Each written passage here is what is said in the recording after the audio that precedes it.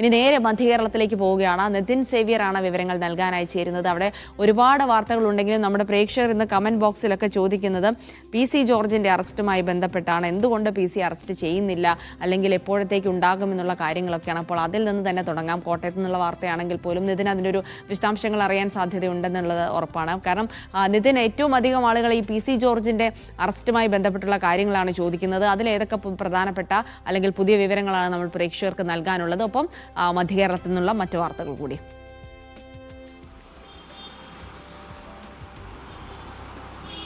Good morning Jilsy.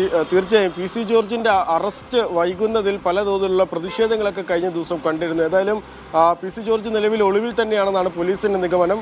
2 തവണ BNS പ്രകാരം notice അയച്ചിരുന്നു. നോട്ടീസുമായി PC ജോർജിന്റെ വീട്ടിൽ പോലീസ് നേരിട്ടെത്തുകയും ചെയ്തിരുന്നു. പക്ഷേ രണ്ട് തവണയും ഈ നോട്ടീസ് PC ജോർജ് കൈപ്പറ്റിയിട്ടില്ല. അഭിഭാഷകൻ മുഖേന താൻ സ്ഥലത്തില്ല എന്നും ആരോഗ്യ പ്രശ്നങ്ങളുണ്ടെന്നുമാണ് പോലീസിനെ അറിയിച്ചിട്ടുള്ളത്. നാളെ, അതായത് തിങ്കളാഴ്ച, നേരിട്ട് പോലീസിന് മുൻപിൽ ഹാജരാകാമെന്നും PC ജോർജ് നിലവിൽ അറിയിച്ചിട്ടുണ്ട്. വിദ്വേഷ പരാമർശത്തിന്റെ പേരിൽ PC ജോർജിന് മുൻകൂർ ജാമ്യം നൽകാനാവില്ല എന്ന് ഹൈക്കോടതി കഴിഞ്ഞ ദിവസം വിധിച്ചിരുന്നു. അതിന്റെ പിന്നാലെയാണ് PC ജോർജിന്റെ അറസ്റ്റ് ഉടൻ ഉണ്ടാകുമെന്നുള്ള അഭ്യൂഹങ്ങളടക്കം ഉയർന്നത്. പക്ഷേ പോലീസ് ഇതിലൊരു നിലപാടെടുത്തിരിക്കുന്നത് വളരെ പെട്ടെന്ന് അറസ്റ്റ് ചെയ്യേണ്ട ഒരു കാര്യം ഇതിലില്ല. അത് അത്തരത്തിൽ ചെയ്യേണ്ടതില്ല. അത് കൃത്യമായി നോട്ടീസ് നൽകി വിളിപ്പിച്ച് അറസ്റ്റ് ചെയ്യേണ്ട ഒരു കുറ്റം മാത്രമേ നിലവിൽ PC ജോർജ് ചെയ്തിട്ടുള്ളൂ എന്നാണ് പോലീസ് കരുതുന്നത്. അതുകൊണ്ട് തന്നെയാണ് അടിയന്തരമായ ഒരു PC ജോർജിന്റെ അറസ്റ്റ് നടക്കാതിരിക്കുന്നത്. അല്ലെങ്കിൽ PC ജോർജ് നിലവിൽ ആരോഗ്യ പ്രശ്നങ്ങളുണ്ട്, സ്ഥലത്തില്ല എന്നാണ് അറിയിച്ചിട്ടുള്ളത്. നാളെ ഹാജരാകാമെന്നും കഴിഞ്ഞ ദിവസം അഭിഭാഷകൻ മുഖേന ഈ അന്വേഷണ സംഘത്തെ അറിയിച്ചിരുന്നു. ഒപ്പം തന്നെ ഈ PC ജോർജിനെ വളരെ പെട്ടെന്ന് പോലീസ് അറസ്റ്റ് ചെയ്താൽ അത് രാഷ്ട്രീയമായി PC ജോർജിന്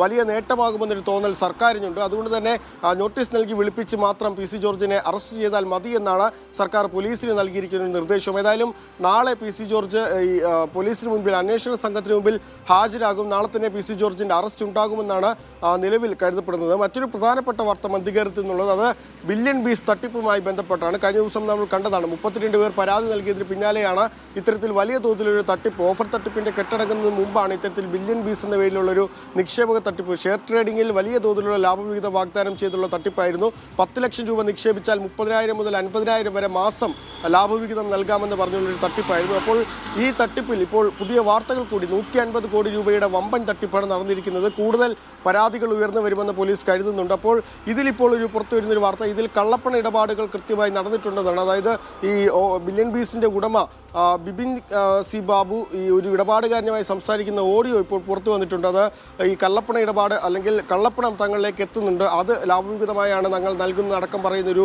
ഓഡിയോ പുറത്തു വന്നിട്ടുണ്ട്. അപ്പോൾ ഏതായാലും ഇരിങ്ങാലക്കുട പോലീസ് 4 കേസുകളാണ് രജിസ്റ്റർ ചെയ്തിട്ടുള്ളത്. അതിൻ്റെ കേസുമായി ബന്ധപ്പെട്ട കൂടുതൽ അന്വേഷണങ്ങളിലേക്ക് ഇരിങ്ങാലക്കുട പോലീസ് പോകുന്നുണ്ട്. ഒപ്പം മറ്റൊരു ഏജൻസി കേസ് ഏറ്റെടുത്തേക്കുമെന്ന വാർത്തയും പുറത്തു വരുന്നുണ്ട്. പ്രത്യേകിച്ച് ഈ വലിയ തോതിലുള്ള സാമ്പത്തിക തട്ടിപ്പ് പോലീസിനെ അന്വേഷിക്കാൻ സാങ്കേതികപരമായ തടസ്സങ്ങളുണ്ട്. അതുകൊണ്ട് തന്നെ ക്രൈംബ്രാഞ്ചോ അല്ലെങ്കിൽ അതുപോലെ ഏതെങ്കിലും ഒരു ഏജൻസി കേസ് ഏറ്റെടുക്കുമെന്ന സൂചനയും ലഭിക്കുന്നുണ്ട്. നിലവിൽ ഈ 4 പ്രതികളും ഒളിവിലാണ്, വിദേശത്തേക്ക് കടന്നുവെന്നാണ് പോലീസ് കണ്ടെത്തിയിരിക്കുന്നത്. ദുബായിലാണ്. അപ്പോൾ ഇവരെ തിരികെ കൊണ്ടുവരിക എന്നതാണ് പോലീസ് ഏറ്റവും പ്രധാനമായി ശ്രമിക്കുന്നത്. മറ്റൊരു വാർത്ത, ഈ അന്തരിച്ച CPM ജില്ലാ സെക്രട്ടറി, കോട്ടയം ജില്ലാ സെക്രട്ടറി AV റസലിൻ്റെ സംസ്കാര ചടങ്ങ് ഇന്ന് തെങ്ങടയിലെ വീട്ടിൽ നടക്കും. ഉച്ചയ്ക്ക് 12 മണിക്കാണ് സംസ്കാര ചടങ്ങ് നടക്കുക. കഴിഞ്ഞ ദിവസം കോട്ടയം ലോക്കൽ കമ്മിറ്റിയിലും ചങ്ങനാശ്ശേരി ഏരിയ കമ്മിറ്റിയിലും അദ്ദേഹത്തിൻ്റെ മൃതദേഹം പൊതുദർശനം വെച്ചിരുന്നു. മുഖ്യമന്ത്രി പിണറായി വിജയൻ അടക്കമുള്ളവർ എത്തി അന്തിമോപചാരം അർപ്പിക്കുകയും ചെയ്തു. അപ്പോൾ ഇന്ന് ഉച്ചയ്ക്ക് 12 മണിക്കാണ് ഇത്തരത്തിൽ ഈ AV റസലിൻ്റെ സംസ്കാര ചടങ്ങുകൾ നടക്കുക. ഒപ്പം ഈ AWHO ഫ്ലാറ്റ്, അതായത് ഈ ചന്ദ്രകുഞ്ച്, വൈറ്റിലയിലെ ചന്ദ്രകുഞ്ച് ഫ്ലാറ്റ് പൊളിക്കുന്നതുമായി ബന്ധപ്പെട്ട് ഒരു റെസിഡൻഷ്യൽ അസോസിയേഷൻ്റെ മീറ്റിംഗ് ഇന്ന് നടക്കുന്നുണ്ട്. ഫെഫ്ക ഡയറക്ടർ ബോഡി തെരഞ്ഞെടുപ്പ് അടക്കം ഇന്ന് നടക്കുന്നുണ്ട്. ജിൽസി.